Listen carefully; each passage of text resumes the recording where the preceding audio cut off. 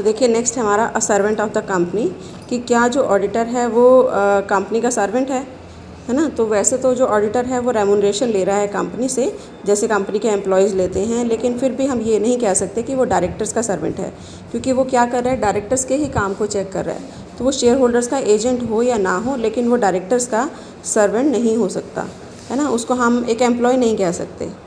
अब देखिए next topic आता है, what are the rights and powers of auditor, कि ऑडिटर की क्या राइट है। सबसे पहला, right to access the books, accounts and vouchers of the company, कि section 143 of company law act 2013 क्या बताता है कि ऑडिटर को पूरा राइट है कि वो कंपनी के जो बुक्स हैं, अकाउंट्स हैं, उनको वो चेक कर सकता है एट एनी टाइम, है ना। तो यहाँ पर जो books of company, it means क्या है, books which are maintain by the company, जो कंपनी ने मेंटेन की हैं उन बुक्स को at any time, at all time of the business hours जो है वो चेक कर सकता है during the business hours without any prior notice, कि उसको नोटिस देने की ज़रूरत नहीं है, किसी भी टाइम वो रैंडमली एग्जामिनेशन कर सकता है। नेक्स्ट है right to receive necessary information and explanation, कि जहाँ पर भी जो ऑडिटर है उसको ज़रूरत होती है किसी भी ऑफिसर को बुलाने की, किसी भी डायरेक्टर को बुलाने की और उनसे पूछने की, तो उसको पूरा राइट है कि वो उनको बुला सकता है और उनसे एक्सप्लेनेशन ले सकता है किसी भी टॉपिक के बारे में, जहाँ पर भी वो जो है उसको सेटिस्फेक्शन नहीं लग रही, तो वहाँ पर वो उससे नेसेसरी इन्फॉर्मेशन एंड एक्सप्लेनेशन ले सकता है।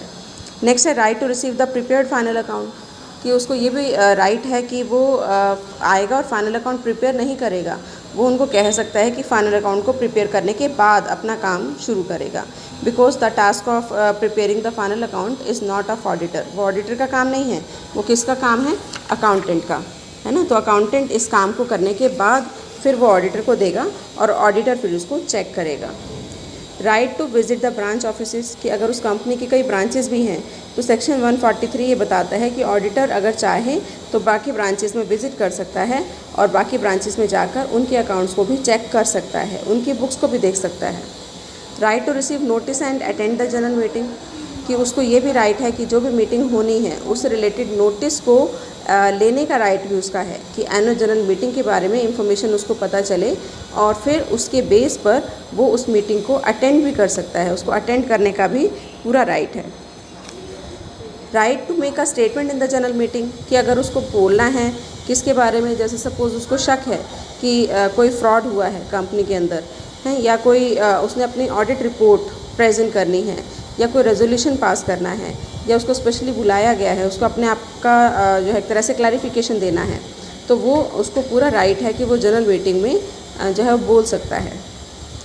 नेक्स्ट है right to have technical and legal advice, कि उसको पूरा राइट है कि वो किसी भी एक्सपर्ट को बुला सकता है, जैसे सपोज़ वैल्यूएशन करना है एसेट्स का, अब उसको इतनी नॉलेज नहीं है तो वो किसी एक्सपर्ट को बुला सकता है और उसकी लीगल एंड टेक्निकल एडवाइस ले सकता है, तो लीगल एंड टेक्निकल एक्सपर्ट को वो बुला सकता है। Right to sign the audit report, कि जो भी ऑडिट रिपोर्ट वो लिखेगा ऑब्वियसली उसके ऊपर साइन करने का राइट किसका होगा, ऑडिटर का, है ना। और उसके साथ साथ वो जो रिलेटेड डॉक्यूमेंट है वो भी अटैच कर सकता है, उनको सर्टिफाई भी कर सकता है। एंड राइट टू बी इंडैम्निफाइड, कि सपोज़ कंपनी ने ऑडिटर के ऊपर कोई ब्लेम लगा दिया, कोई दोष लगा दिया जबकि उसकी गलती नहीं थी, उसके ऊपर कोर्ट केस कर दिया और बाद में वो इनोसेंट प्रूव होता है कि उसकी गलती नहीं थी, तो ऑडिटर ने अपने आप को डिफेंड करने के लिए जो जो खर्चे किए वो खर्चे कौन देगी,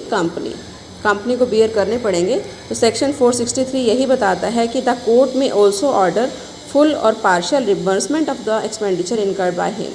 in case if he files the application for the same, कि अगर वो कोर्ट में एप्लीकेशन फाइल करता है कि उसके इतना खर्चा हुआ है अपने आप को डिफेंड करने के लिए, तो उसको वो इंडैम्निफाइड करने का पूरा राइट है, उसको पूरा अमाउंट मिलेगा, पूरा या पार्शली, जैसा भी कोर्ट डिसीजन देगा। Right to receive remuneration, obviously अगर उसने काम किया है तो जो भी एग्रीमेंट हुआ है, एग्रीमेंट में जो बताया गया है कि इतना रेमुनरेशन उसको दिया जाएगा, काम ख़त्म होने के बाद at the end of the year उसको अपनी ऑडिट फ़ीस, जो एनुअल फ़ीस है, वो लेने का पूरा राइट है। और अगर ड्यूरिंग द ईयर उसको निकाल दिया गया है तो भी उसके